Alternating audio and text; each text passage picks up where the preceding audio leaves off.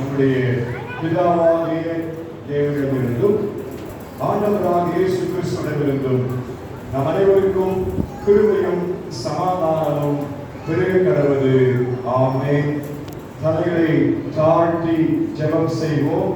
ஜெபத்தை கேட்கும் எங்கள் தேவா, ஜெபத்தின் வார்த்தை தந்ததும் ஜெபத்திலே தரித்திருந்து ஜெபத்தின் மேன்மை காண செய்வீர் என்ற பாடலிலே ஆகாத நோக்கம் சிந்தனையை அகற்றும் எங்கள் நெஞ்சை விட்டு வாகானதாக்கும் மனமெல்லாம் வல்லமையோடு வேண்டிக் கொள்வோம் என்ற கவியை நாம் பாடி ஆண்டுடைய வார்த்தைக்குள் நாம் கடந்து போவோம். ஜெபத்தை கேட்கும் எங்கள் தேவா என்ற பாடலில் ஒரு கவியை நாம் பாடலாம்.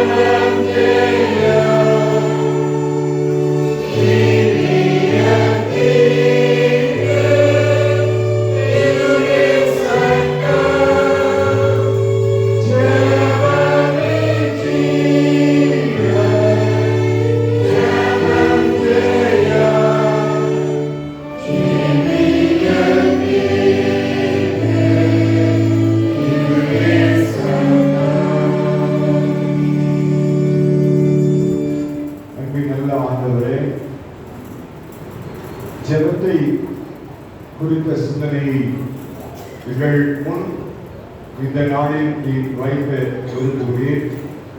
ஜெபம் அதனுடன் பேச்சு என்று மக்கள் பாடலை போல் ஆகவே நாங்கள் ஜெபத்திலே தரித்திருக்க இது கற்றுக்கொள்ளும்.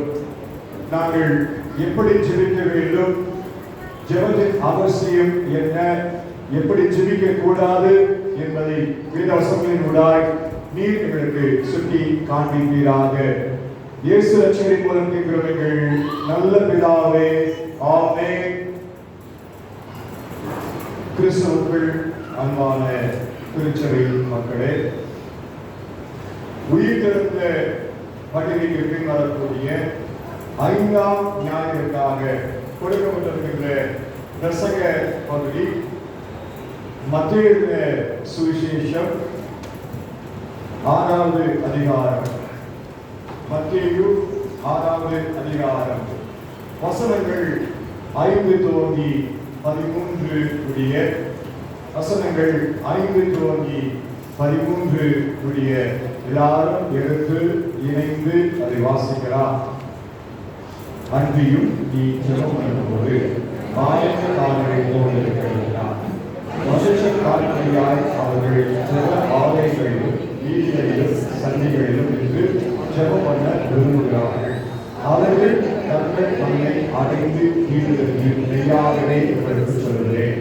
நீயோ ஜெபம் பண்ணும்போது உன் அறை வீட்டுக்குள் பிரவேசித்து உன் கதவை நோக்கி அந்த இடத்தில் இருக்கிற உன் பிதாவை நோக்கி ஜெபம் பண்ணு.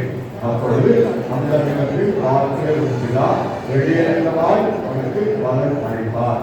அன்றியும் நீங்கள் ஜெபம் பண்ணும்போது அஞ்ஞானிகளை போல் நீ வார்த்தைகளை அறப்பாதீர்கள். அவர்கள் அதிக வசனத்தினால் தங்கள் ஜெபம் கேட்கப்படும் என்று நினைக்கிறார்கள். அவரை போல் நீங்கள் செய்யாதீர்கள்.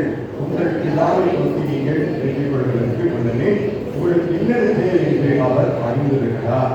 நீங்கள் ஜெபம் பண்ணி இடமாவது பரமநிலைகளிலே நான் சொல்வதாக உன்னை சித்தம் கண்மகளை செய்வது போல் உண்மையை செய்வதாக எங்களுக்கு வேண்டிய ஆதாரத்தை உங்களுக்கு தாரும்.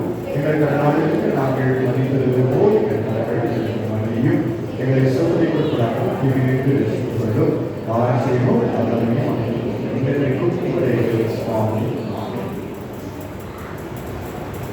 அன்பானவர்களே, உயிர்த்தெழுந்த பண்டிகையாகிய கிறிஸ்து உயிர்த்தெழுந்த பண்டிகைக்கு பின்வரும் 5ஆம் ஞாயிற்றுக்கிழமை இந்த நாளுக்கு கொடுக்கப்பட்டிருக்கிற தலைப்பு ஜெபியுங்கள்.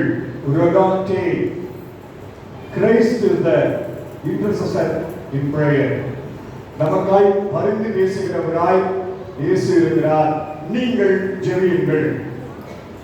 சென்ற வாரம் பாடுங்கள் என்ற தலைப்பிலே நாம் சிந்தித்தோம். நமக்கு தெரியும் ஜெபியுங்கள் என்று இன்றைக்கு ஆண்டவர் நாம் ஒவ்வொருவரும் ஜெபத்தினுடைய அவசியம், ஜெபம் எப்படி செய்யணும், எப்படி ஜெபம் செய்யக்கூடாது என்பதை வசனத்தின் அடிப்படையில் மீண்டுமாய் உங்களை நினைவுபடுத்த விரும்புகிறார்.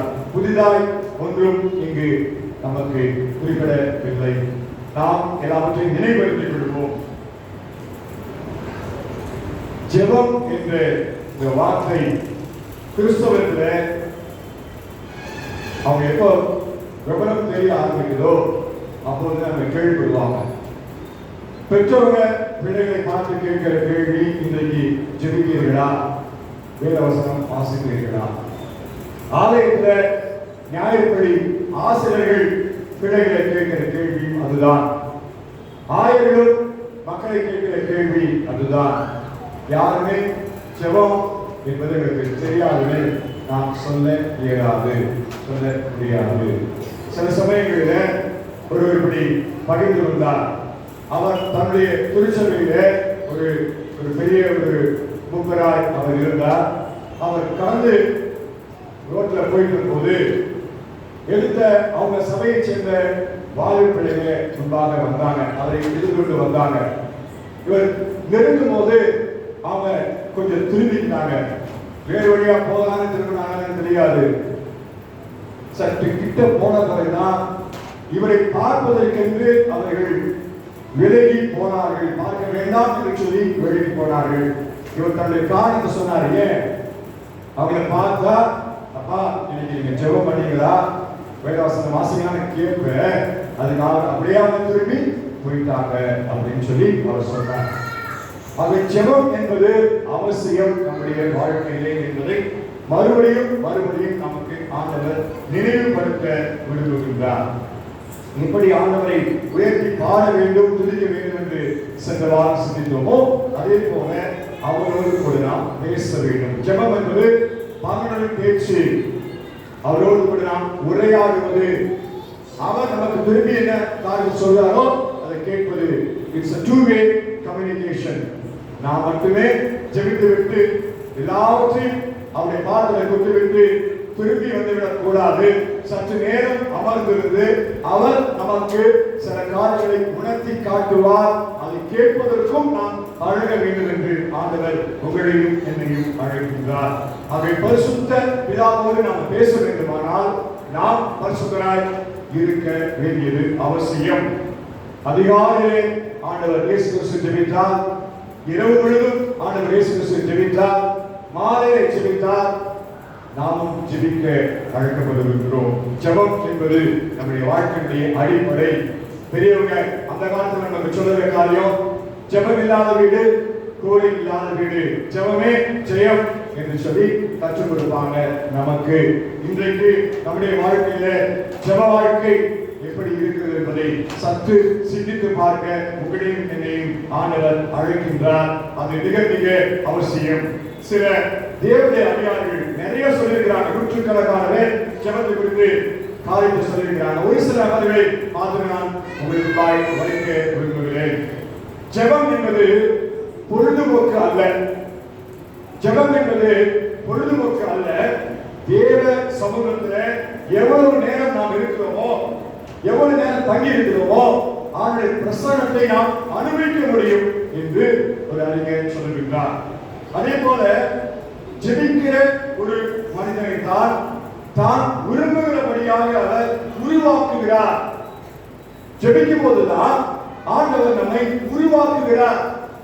இந்த உலக வாழ்க்கையில எப்படி செயல்பட வேண்டும், எதை செய்யணும், எதை செய்யக்கூடாது, எந்த வழியில போகணும், எந்த வழியில போகக்கூடாது என்பதை அவர் நமக்கு கற்றுக் கொடுக்கிறார், நம்மை உருவாக்குகிறார். தினமும் நம்ம உருவாக்கணும்னா நாம ஜெபிக்க வேண்டும், அவருடைய பாதத்தில் அமர்ந்திருக்க வேண்டும், அவர் சொல்லபடி கேட்கணும். அதுதான் ஜெபம்.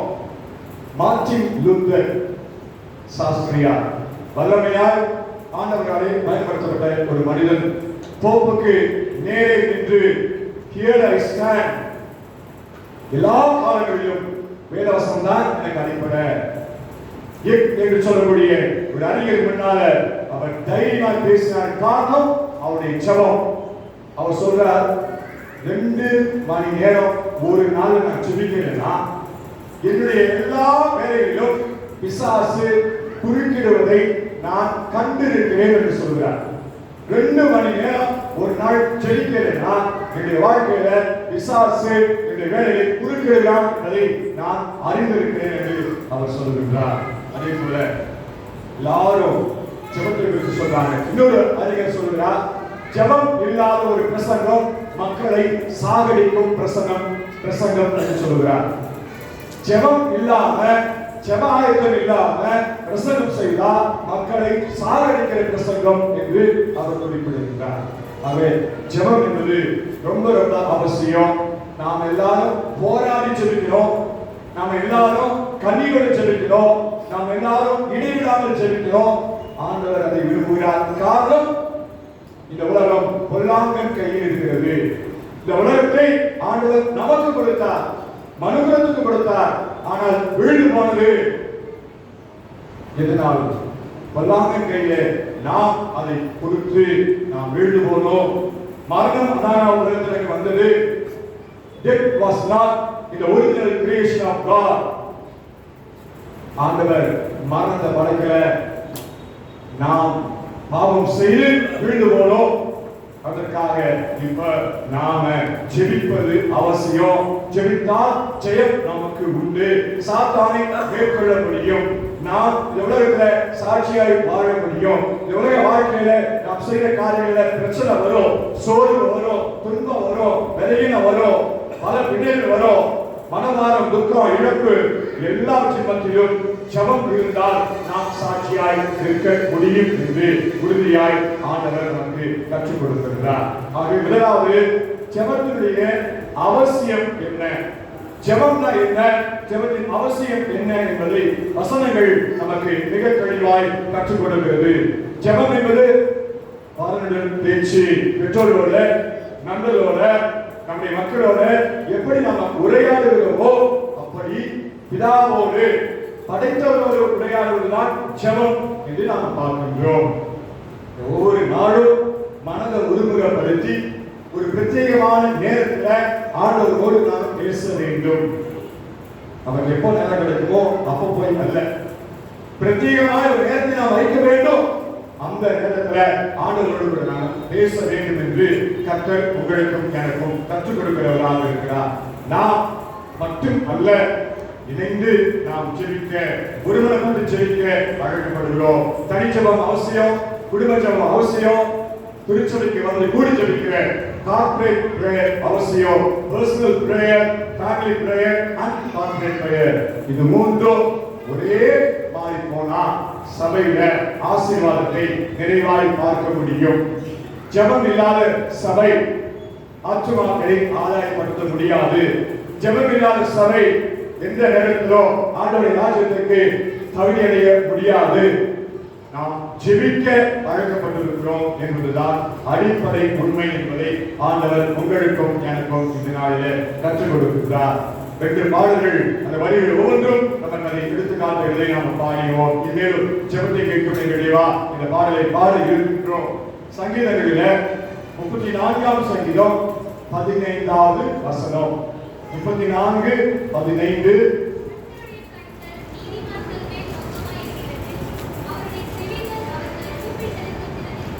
அவருடைய செவிகள் அவருடைய கூப்பிடுதலுக்கு திறந்து இருக்கிறது. எப்போதும் என்னுடைய பிள்ளை என்னோடு பேச வேண்டும் என்று அவர் ஆவலாய் இருக்கிறார். அதுதான் ஜெபம்.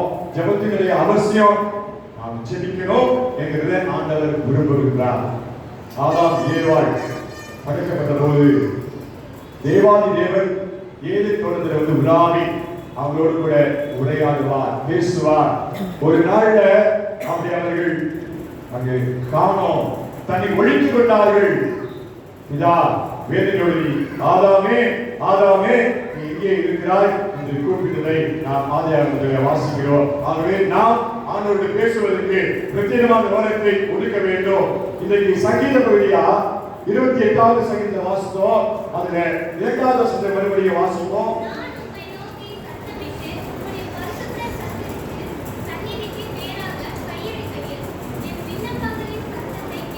என் விண்ணப்பங்களின் சத்தத்தை கேட்கிறோம். அதே 28:6 பார்க்கிறோம். கர்த்தருக்கு ஸ்தோத்திரம், அவர் என் விண்ணப்பங்களின் சத்தத்தை கேட்டார். அந்த விசுவாசத்தோடு நாம ஜெபிக்கிறது அவசியம் என்று ஆண்டவர் விரும்புகிறார். நம்முடைய விண்ணப்பங்களை கேட்பதற்கு ஆவலாய் அவர் இருக்கிறார். தினமும் அவர் ஆவலாய் இருக்கிறார். நமக்காய் அவர் காத்திருக்கிறார். என்னுடைய பாதத்தில் வரணும், என்னோட பேசணும், நான் மறுபடியும் மறு உத்தரவு கொடுக்கணும் என்பதை அவர் ஆவலாய் எதிர்பார்த்து கொண்டிருக்கின்றார். நாம் ஏசாயா 59ஆம் அதிகாரம் முதல் வசனத்தை வாசிப்போம். ஏசாயா 59:1.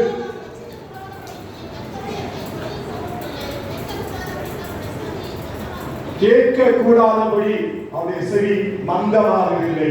எப்போதும் அவர் நம்முடைய குரலுக்கு கேட்கிறவராய், குரலை கேட்கிறவராய் ஆயுதத்தோடு இருக்கின்றார்.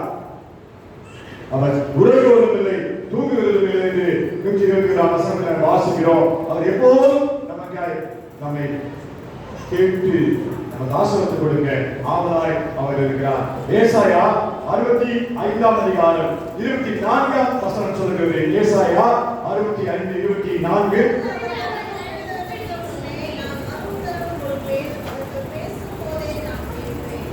நான் அவர்கள் கூப்பிடுவதற்கு முன்பே மறு உத்தரவு கொடுப்பேன். பேசும்போதே நான் கேட்கிறேன், அவர்கள் பேசிக் கொண்டிருக்கும் போதே நான் அதை அங்கீகரிக்கிறேன். ஆண்டவர் சொல்ற காரியம் ஜெபத்தின் அவசியம் என்ன என்பதை நாம் ஒவ்வொரு நாளும் உணர்ந்து ஜெபிக்க அழைக்கப்படுகிறோம். Prayer changes situation, changes the person. எல்லா நேரங்களிலும் சூழ்நிலையை மாற்றக்கூடியது ஜெபத்தின் வல்லமை. மனிதர்களை மாற்றக்கூடியது ஜெபத்தின் வல்லமை. நாம் உறுதியா ஜெபித்தோம்னா, விசுவாசத்தோடு ஜெபித்தோம்னா சூழ்நிலைகள் மாறும். இலகுவான ஆசீர்வாதம் நமக்கு கிடைக்கும். ஆண்டவர் நமக்கு அதை கற்றுக் கொடுக்கிறவராக இருக்கிறார். இன்றைக்கு 24 மணி நேரங்கள் நமக்கு ஆண்டவராலே கொடுக்கப்பட்டிருக்கிறது. எத்தனை மணித்துளிகள் நாம் ஜெபிக்கிறோம் ஒவ்வொருவரும் என்பதை இன்றைக்கு நாம் சிந்தித்து பார்ப்போமா? இன்றைக்கு நாம் அதை யோசித்து இந்நாள் வரைக்கும் நான் எப்படி என்னுடைய வாழ்க்கையில ஜெபத்திற்கு நேரத்தை செலவிட்டிருக்கிறேன்? என்னால் ஜெபிக்க முடிகிறதா? நான் அவரோட பேசுறத உணர முடிகிறதா? அவர் எனக்கு சொல்லுகிற பதிலை கேட்க முடிகிறதா? அதை நான் செயல்படுத்தும் போது தடைகளை அவர் மாற்றினார் என்பதை நான் உணர முடிகிறதா? யோசித்து பார்ப்போம். ஜெபம் ஜெபம் ஜெபம் ரொம்ப அவசியம். இந்த உலக வாழ்க்கையில இன்றைக்கு இருக்கிற சூழல்ல ஜெபம் இல்லாம நாம் எதையுமே செய்ய முடியாது. ஜெபம் இருந்தால்தான் ஆண்டவர் ஜெயம் தருவார். நம்மோடு கூட அவர் இருப்பார். நாம் அவரோடு கூட பேசிக்கொண்டே இருக்க வேண்டும். அந்த தைரியம், அந்த விசுவாசம் நமக்கு வேணும். எப்போ வரும்? ஜெபித்தா மட்டுமே அது நமக்கு கிடைக்கும். ஆகவே ஜெபத்தை நாம் விட்டுவிட வேண்டாம். ஜெபத்தில் தரித்திருக்க, சபையாய் ஜெபத்தில் தரித்திருக்க, தனிப்பட்ட மனிதனாய் ஜெபத்தில் தரித்திருக்க, குடும்பமாய் ஜெபத்தில் தரித்திருக்க நாம் நம்மை அர்ப்பணிப்போம். இரண்டாவது, எப்படி ஜெபிக்க கூடாதுன்னு சொல்லி இந்த வசனத்தின் அடிப்படையிலே ஆண்டவர் நமக்கு சொல்கிறார். எப்படி நாம் ஜெபிக்க கூடாது? வாசிக்க கேட்ட மத்தேயு 6:7 வாசிப்போம்.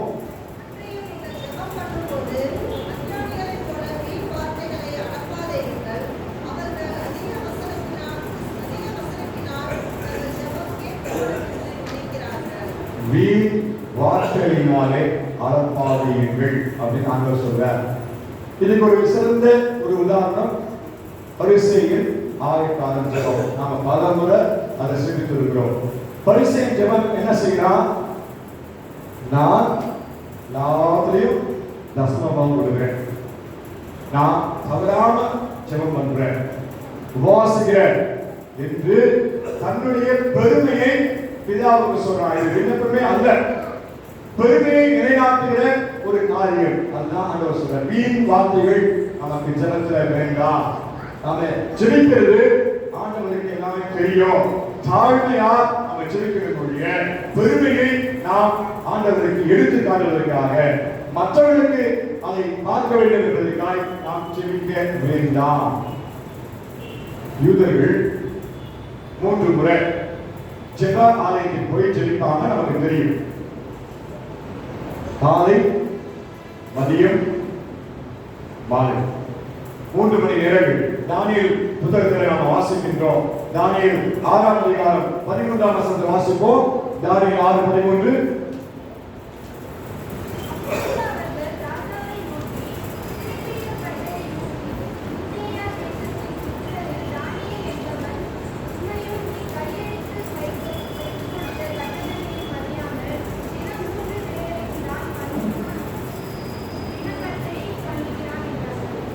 தானியேல் 6ஆம் அதிகாரம் 13ஆம் வசனம். அப்போது அவர்கள் ராஜாவை நோக்கி, சிறுவெடுக்கப்பட்ட யூதா தேசத்தின் குதிரையில் தானியேல் என்பவர் உம்மையும் நீ கையெழுத்து வைத்துக் கொடுத்த கட்டளையும் மதியாமல் தினமும் 3 வேளையும் தான் பண்ணும் விண்ணப்பத்தை பண்ணுகிறான் என்றார்கள்.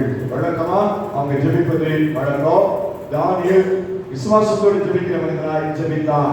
அப்படிதான் இந்த பரிசேயனும் ஆயக்காரன் போய் ஜெபிக்கிறாங்க. பரிசேயன் பொறுமையை அவன் நிலைநாட்டுகிறான். ஆயக்காரன் தன்னை தாழ்த்தி ஜெபிக்கிறவனாக இருக்கின்றான். மனிதர்கள் பார்க்க வேண்டும் என்பதற்காக தெருக்களிலே நாம் ஜெபிப்பது, ஆலயங்களிலே ஜெபிப்பது, தனிப்பட்ட ஜெப வாழ்க்கையிலே நாம் ஆண்டவரோடு ஜெபிக்க முடியும். ஆனால் மற்றவர்கள் பார்க்கும்படியாய் எல்லா பொது இடங்களிலும் நாம் அப்படி ஜெபிக்க இயலாது என்பதை ஆண்டவர் இந்த இடத்துல உங்களுக்கு கற்றுக் கொடுக்கிறவராக இருக்கிறார். வீண் வார்த்தைகளோடு கூட நாம் ஜெபிக்க கூடாது. மற்றவர்கள் காணும்படியாய் நாம் ஜெபிக்க கூடாது. அது அவசியம் என்பதை ஆண்டவர் சுட்டி காட்டுகிறார். யாக்கோபு 4ஆம் அதிகாரம் 3வது வசனம். யாக்கோபு 4:3 வசனம்.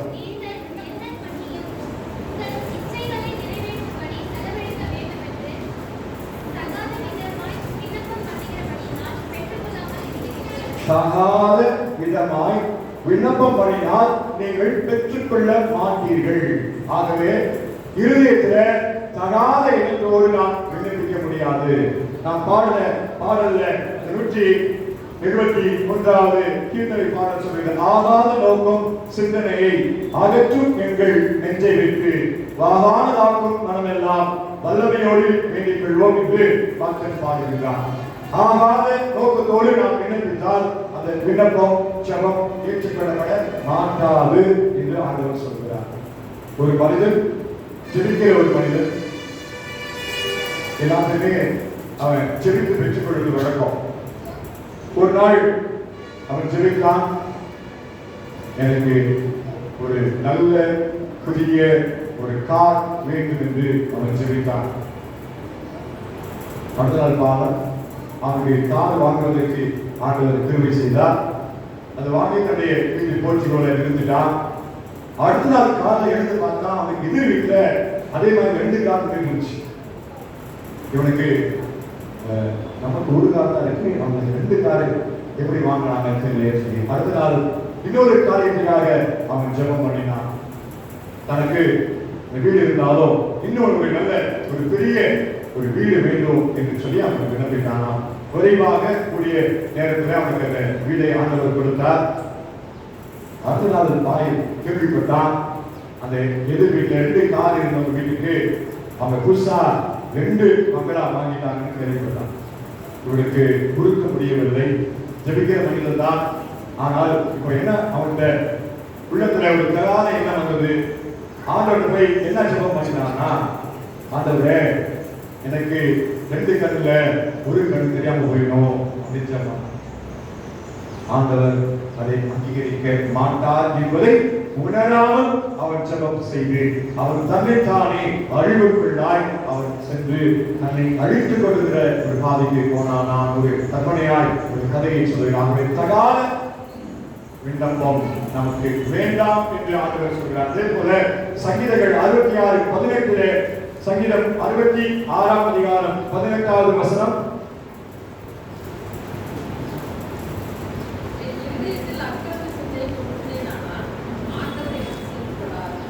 அக்கிரம சிந்தை கொண்டிருந்தார் என்னதான் போராடி ஜெபித்தாலும் ஆண்டவர் கேட்க மாட்டார். அதே போல நீதிமொழியின் ஆசிரியர் 28வது அதிகாரம் 9ஆம் வசனத்துல ஒரு குறிப்பை எழுதுகிறார். 28:9, அருவருப்பானது வேதத்தை கேட்காம, வேதத்தை பற்றி பார்க்காம, கீழ்ப்படியாம ஜெபித்தால் அது கர்த்தருடைய பார்வையிலே அருவருப்பு என்று நீதிமொழியின் ஆசிரியர் சொல்கிறார். அதை நாம் ஜெபிக்க கூடாது. சகரியா 7ஆம் அதிகாரம் 11 13 வசனங்கள்,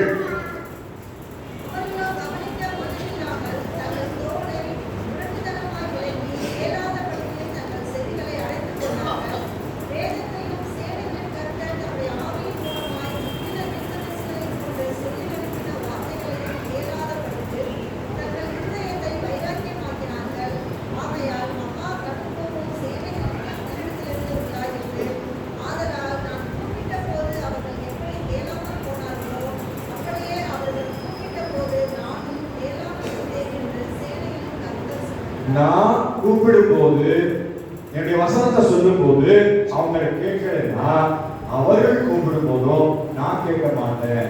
பிதா சொல்லுகிற காரியம். நான் என்னை நோக்கி கூப்பிடுன்னு சொல்றாரு, மறுபடியும் கொடுக்குன்னு சொல்றாரு. ஆனா வேத வசனத்துக்கு கீழ்ப்படியாம அவருக்கு அருவருக்கிற காரியங்களை செய்தவர்களாய் நாம் கூப்பிடும் போது அதுக்கு மறுமொழி கிடைக்காது என்று வசனம் நமக்கு சொல்லுகிறது. ஏசாயா 59:2 நாம் வாசிக்க முடியும். ஏசாயா 59:2,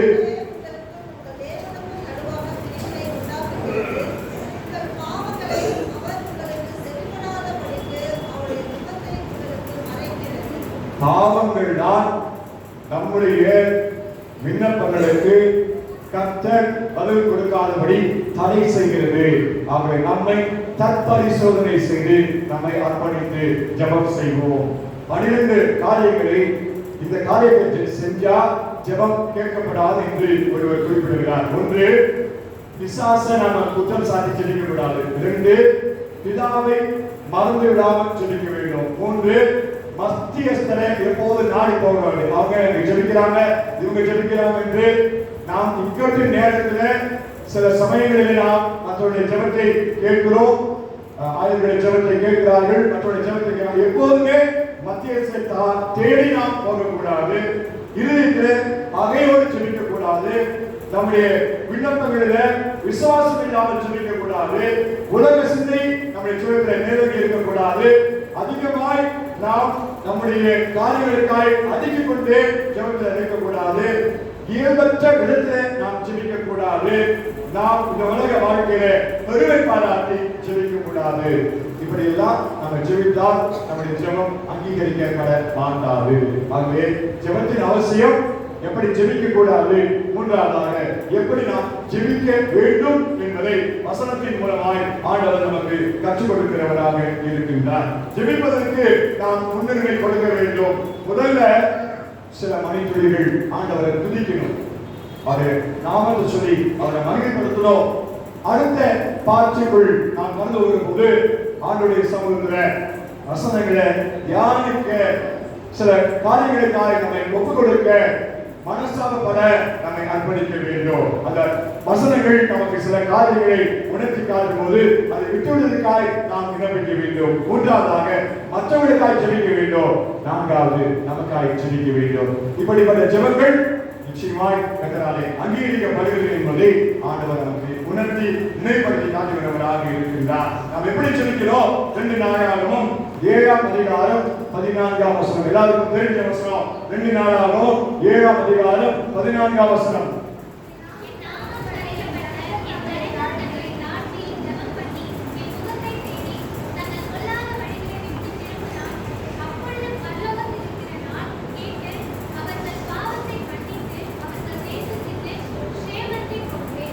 சேமத்தை தேசத்துக்கு கொடுக்கணும்னா நம்மை தாழ்த்தி நாம் ஜெபிக்க வேண்டும். அதான் முதல்ல நாங்க சொல்ற தாழ்த்த வேண்டும்.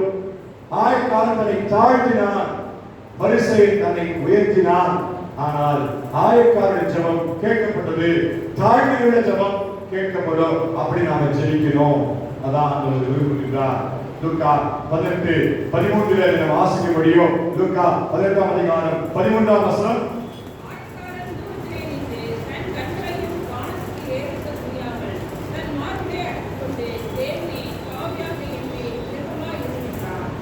பாவியாகிய என்மேல் இரக்கமாயிருந்து ஜெபித்தான். இந்த ஜெபத்தை அங்கீகரித்தார். இரண்டாவதாக மத்திய 21ஆம் அதிகாரம் 27ஆம் வசனம். மத்திய 21:22.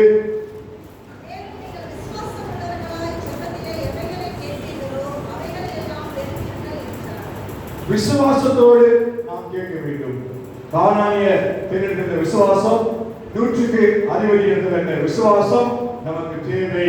நம்பிக்கையோடு நாம கேட்டால் ஆண்டவர் என்னோடு கூட இருக்கிறார் என்பதை உணர்ந்தால் நாம ஜெபத்தை தேர்ந்தெடுக்க முடியும். பதில் நமக்கு கிடைக்கும் என்ற விசுவாசத்தோடு நாம ஜெபத்தை தேர்ந்தெடுக்க முடியும். எந்த நேரத்திலும் நான் என்னோடு ஆண்டவர் இருக்கிறார் என்று விசுவாசித்தால் ஜெபம் கேட்கப்படும் என்ற விசுவாசம் எனக்கு நிச்சயமாக இருக்கும்.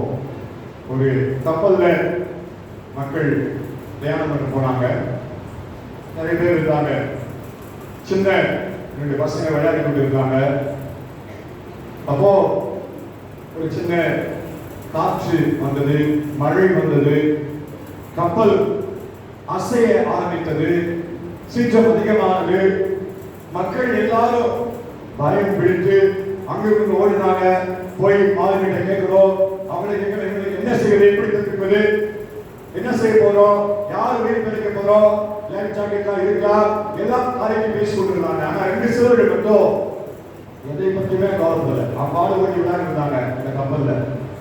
அப்ப ஒரு பெரியவர் கேட்டார், பா இப்ப என்ன நடக்குது எனக்கு தெரியுமா? சின்ன படையில கப்பல் ரொம்ப அசைவாடி கொண்டு இருக்கிறது, காற்று மழை அதிகமா இருக்கு, எப்படி நாம பிழைப்பது தெரியல, நாங்க எல்லாரும் விளையாண்டு கொண்டு இருக்கிறோம், நீ விளையாடிட்டு இருக்கீங்களே, உங்களுக்கு இதை பற்றி கரிசனை இல்லையா, பயம் இல்லையா அப்படின்னு கேட்டார்.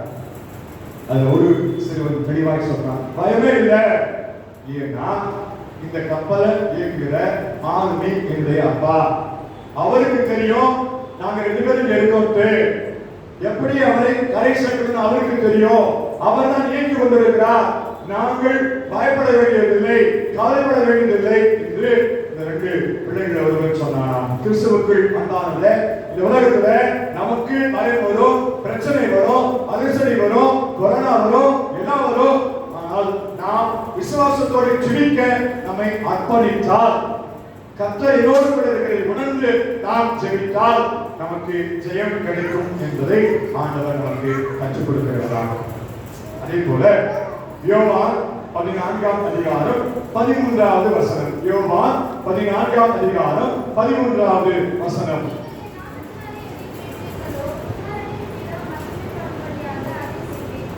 என் நாமத்தினாலே, இயேசுவின் நாமத்தினாலே பிதாவை நோக்கி நாம் கேட்க வேண்டும். அப்படி கேட்கும் போது நமக்கு பதில் கிடைக்கும். நாம் விசுவாசத்தோடு கேட்க வேண்டும். நாம் எல்லாரும் தாழ்மையோடு கேட்க வேண்டும்.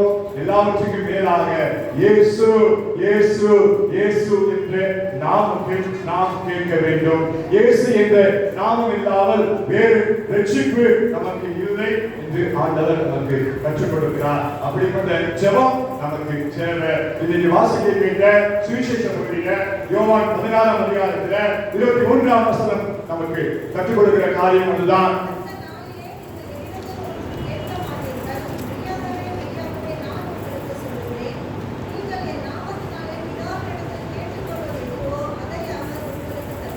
என் நாமத்தினாலே பிதாவிடம் கேட்டால் அதை அவருக்கு தருவார். ஆகவே இயேசுவின் நாமத்தில் நாம் கேட்கிற போது நமக்கு பதில் கிடைக்கும். எரேமியா 29ஆம் அதிகாரம், எரேமியா 29ஆம் அதிகாரம் 12ஆம் வசனம்.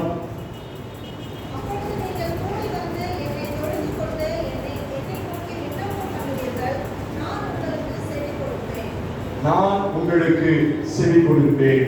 செவி கொடுக்கிற கர்த்தர் கூடி வந்து ஜெபிக்க நம்மை அழைக்கின்றார். எப்ப ஒருவனை பற்றி கூடி நாம ஜெபிக்கிறோமோ, ஏக சிந்தையோடு ஜெபிக்கிறோமோ, அது நிச்சயமாய் கிடைக்கும்.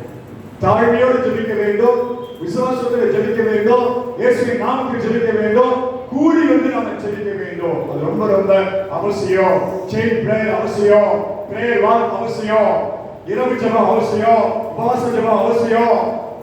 திருச்சபையினுடைய அடித்தளம் ஜெபம் தான். ஆகவே எல்லாரும் கூடி வந்து ஜெபிக்கின்ற போது ஆண்டவர் நமக்கு ஜெயத்தை கொடுப்பார். சங்கீதம் 102:14 சொல்லுகிறது. சங்கீதம் 102:14.